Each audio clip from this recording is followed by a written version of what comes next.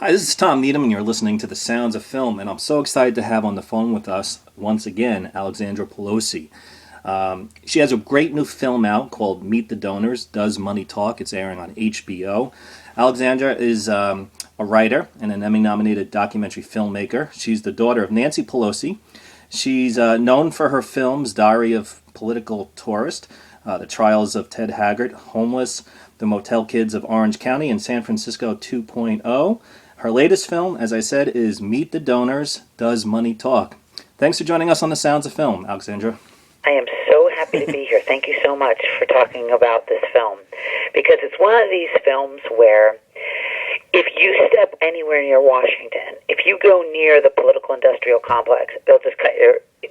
They don't like the critique. There's political people that are allowed to talk about politics, and you're not one of them. So don't take kindly to people stepping in their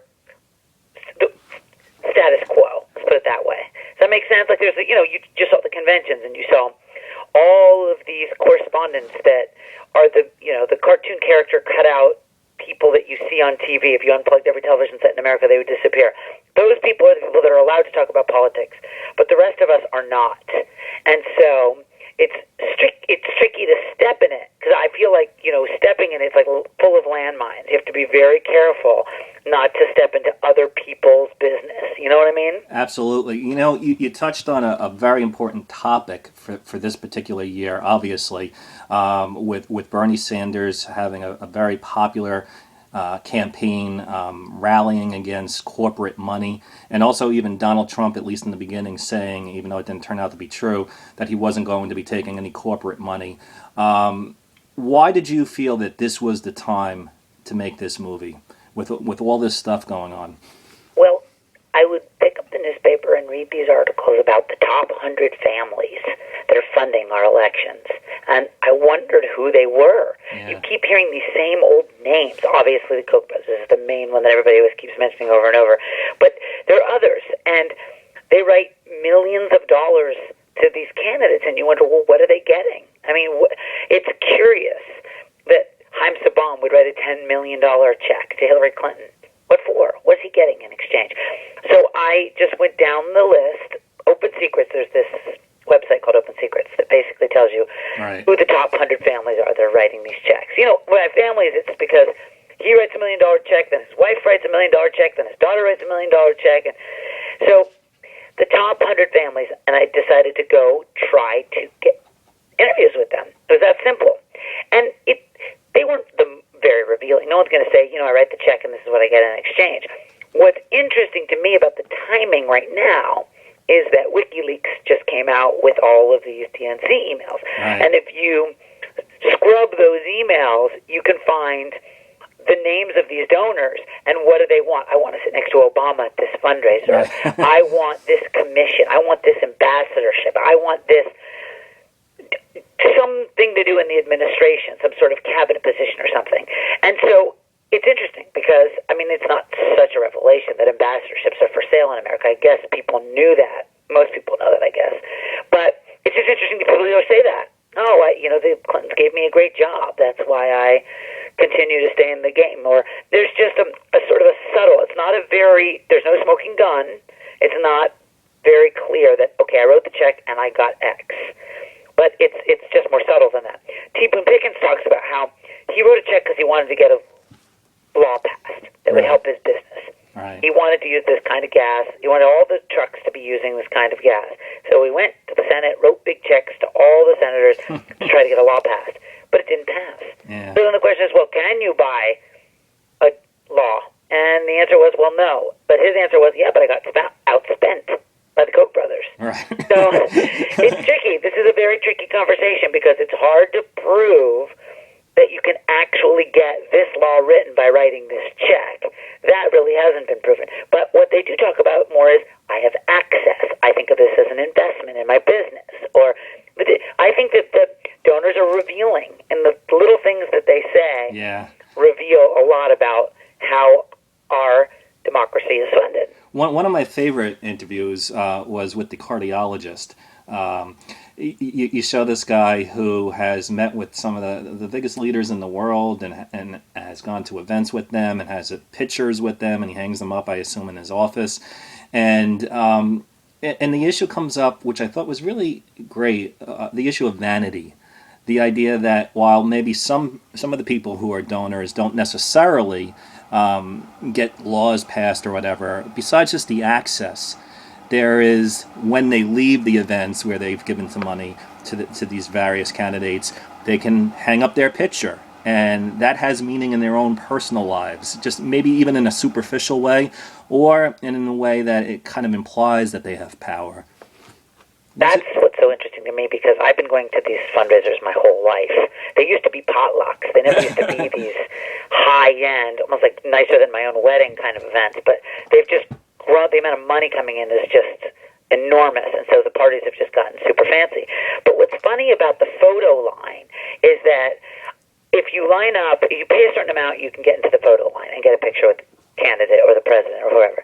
And I always thought that having been to those parties in my life, I always thought that when I see those in people's homes, I know right. to pay to get in line to take a picture. I was never impressed by it.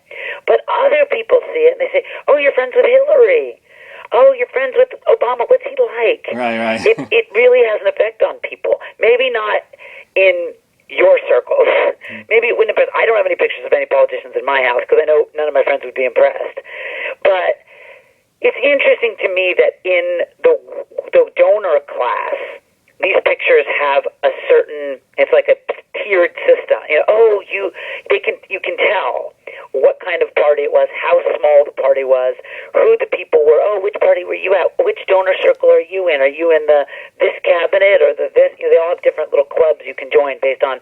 It's like a membership. It's tiered, and for this amount you can get to this party and get this picture, or for this amount you can really go and have dinner with Obama.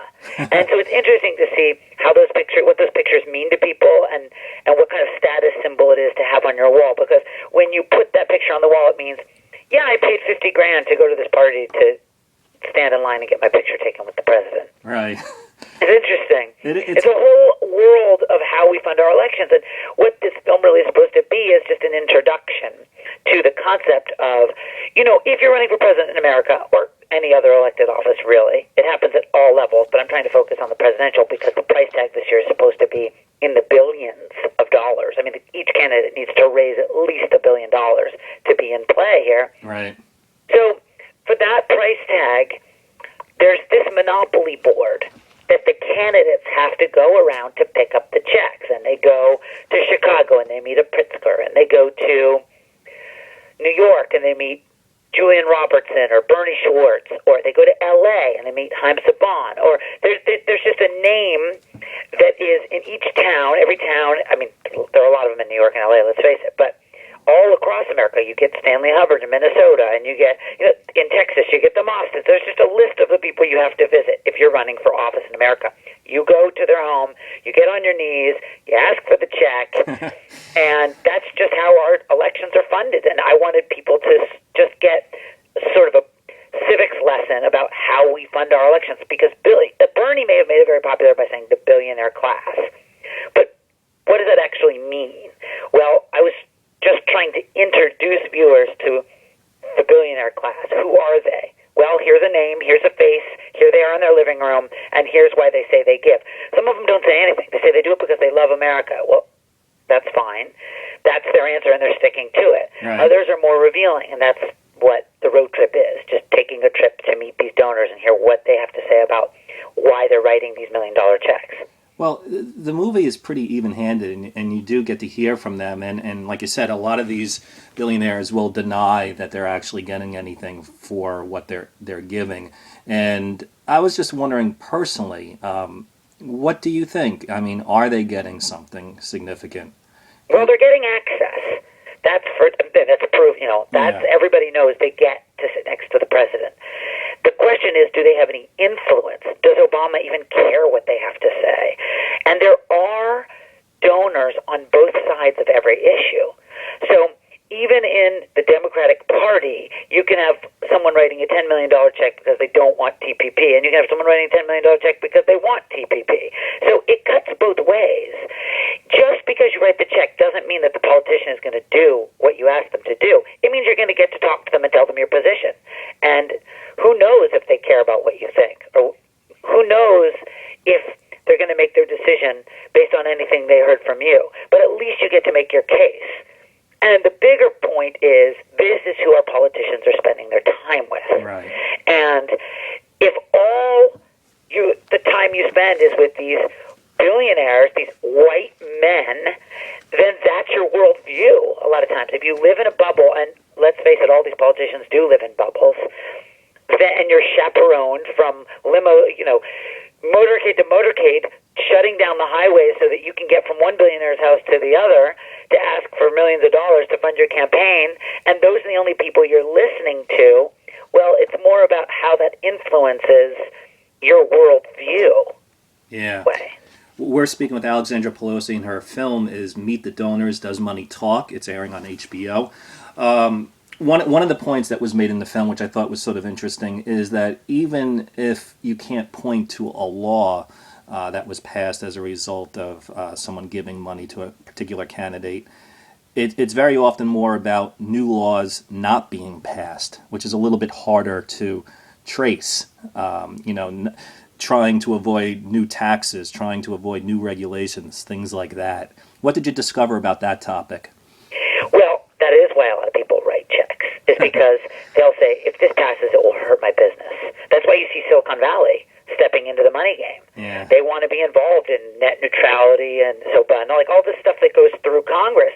They want to have a say in how the new laws are written. And there's a part when Haley Barbour talks about why people hire him to be a lobbyist. Haley Barbour's in the film because he, over his lifetime, has raised hundreds of $millions for the Republican Party, as has Tom Downey for the Democratic Party. I'm equally distributing the blame here on how toxic the money is in our elections. I'm not trying to call out one side or the other. Both sides do it. It's just, I would say, dirty little secret of American politics, but it's not a secret. This is how the game is played. Yeah. That's what I'm trying to explain. But what Haley Barbour explains is people hire him to protect their company. So the example he uses is, I went to Microsoft, and I said to Bates, you have to hire me so that the government won't do anything to you. You have to put me on a retainer to keep me in business to just protect you. That's how American capitalism works. And you could ask yourself, can capitalism and democracy coexist in this, the system, the way it's set up? Yeah. So I don't know if people really realize that the lobbyists really are out there to protect the business. So Tom Downey, on the other hand, the Democrat, says, look, here's how it works. The banks every day are passing legislation to protect the banks and screw over the little guy. Right. That's how the system works. You don't see the consumers lining up in the halls of Congress to listen at hearings and make sure that laws are written to protect them, the consumers. No. You have lobbyists that are in all the hearings that are making sure that their elected officials are writing the laws that will make sure that the banks make the most money. And that's the example that Tom Downey gives us. You want to say it's all so complicated. How can I understand how the big picture of people say, oh, is Washington corrupt? Well, no, it's not corrupt. It's all perfectly legal. Yeah. And how we explain that is, Tom Downey explains, the banks hire lobbyists to write laws or to make sure laws are passed that make sure that the banks always win and the consumer always gets screwed. Right. That's how our democracy and our capitalism work. Well, I mean, it's tough, though, because it's a very strong, kind of depressing message. I don't know if you saw it the other day, but there was a debate on Democracy Now!, and it was between Chris Hedges and Robert Reich. And they were debating about whether, now that Hillary is the candidate, does it make sense for like Sanders supporters to, get in line and be unified and support Clinton. And Robert Reich was saying, even though he was a Sanders supporter, that when the alternative is Trump, you have no choice. You just got to do that. Hedges, on the other hand, though, was kind of saying a lot of the stuff that you were just saying, that it's so far gone. It's not even that it's corrupt.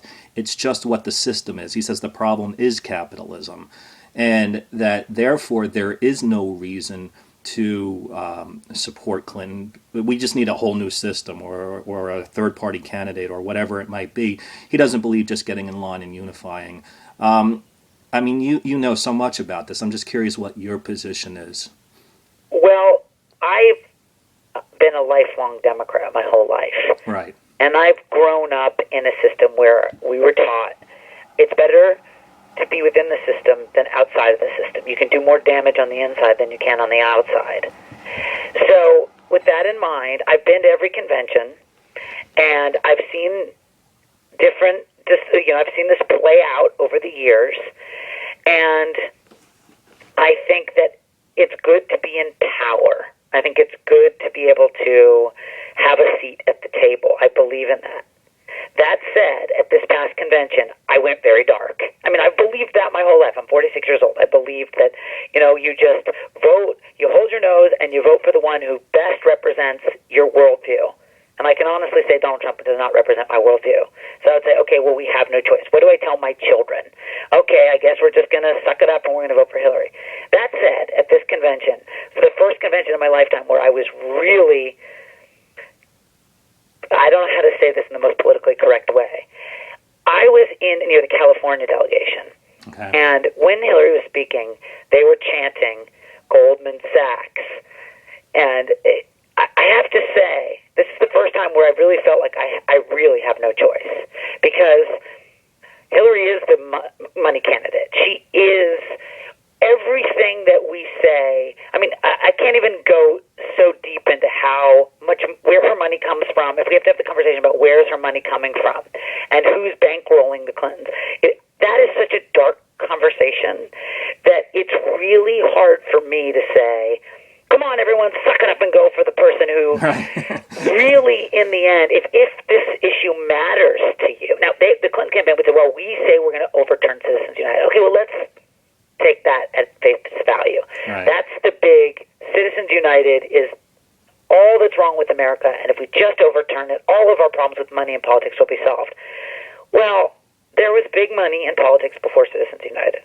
And there will be big money in politics, even if Citizens United is overturned.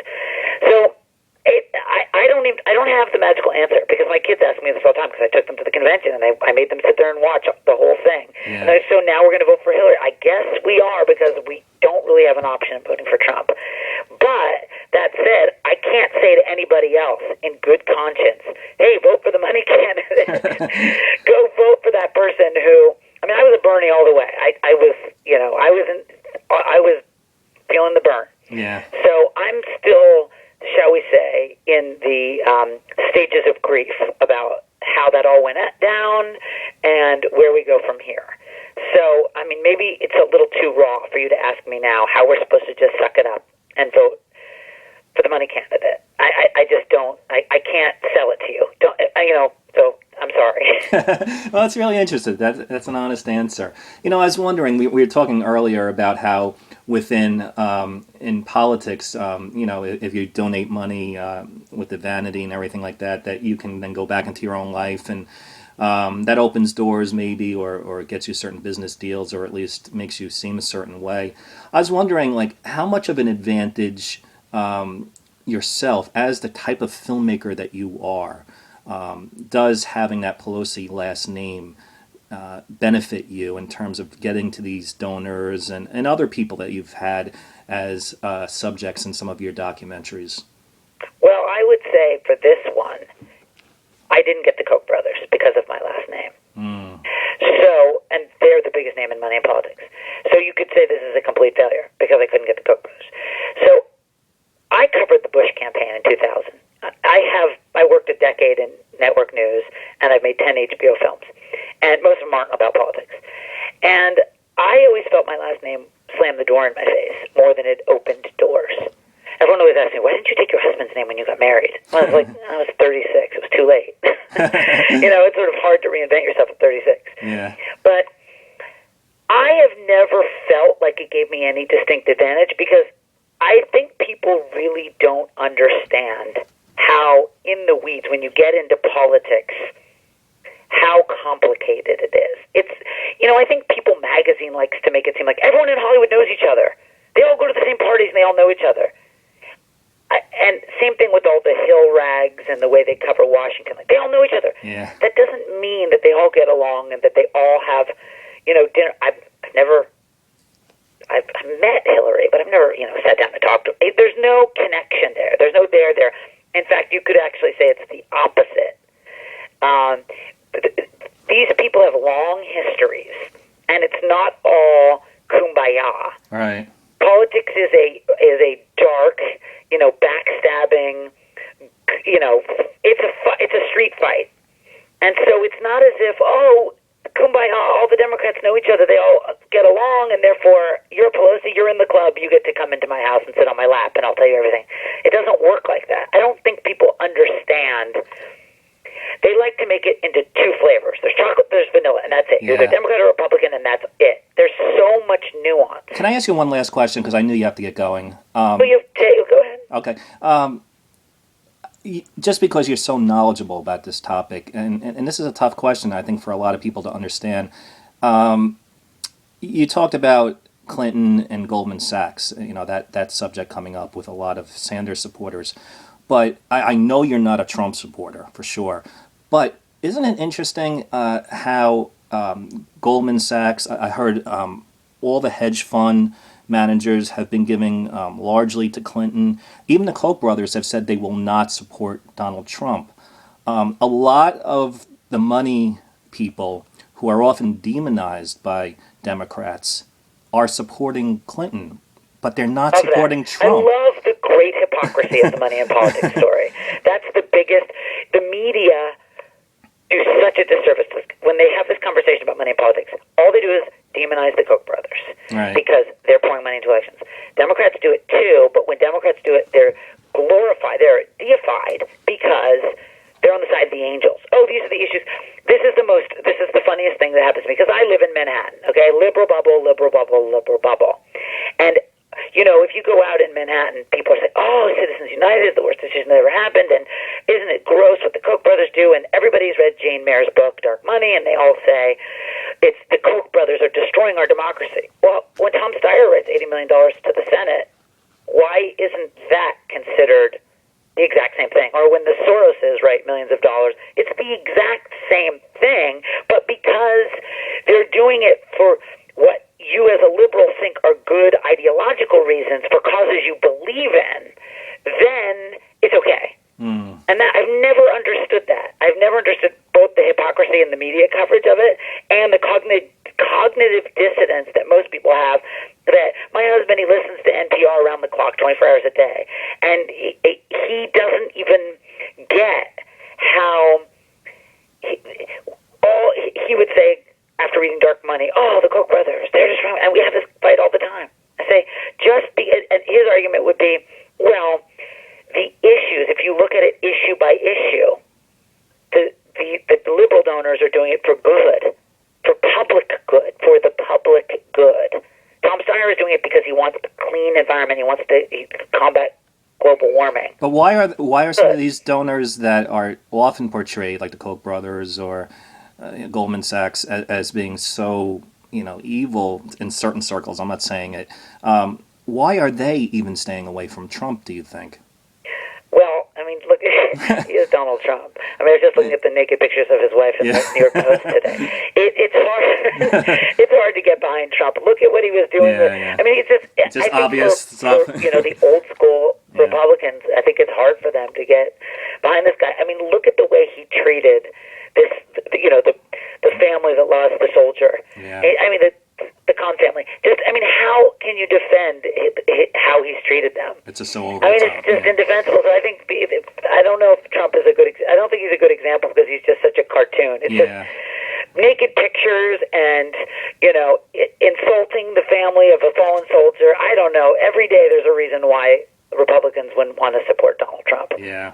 Well, Alexandra Pelosi. Never in our lifetime has there been an election that had such bad choices. Two choices that people seem to be so unhappy with. But that's the best our money can buy. I mean, this is the best. These are the two best candidates that money could buy. A billionaire and someone raising billions. That's it. This is the best you get. If this is how we fund our elections, these are the best candidates money can buy. Well, I recommend that everyone check out your new movie, Meet the Donors, Does Money Talk? It's on HBO, and we've been speaking with Alexandra Pelosi, a fantastic filmmaker, and she's done it again. You have to see this movie if you care at all about these elections. Alexandra, thanks so much for coming on The Sound of Film. Thank you so much for having me. Love talking to you. Okay, bye-bye. Take care.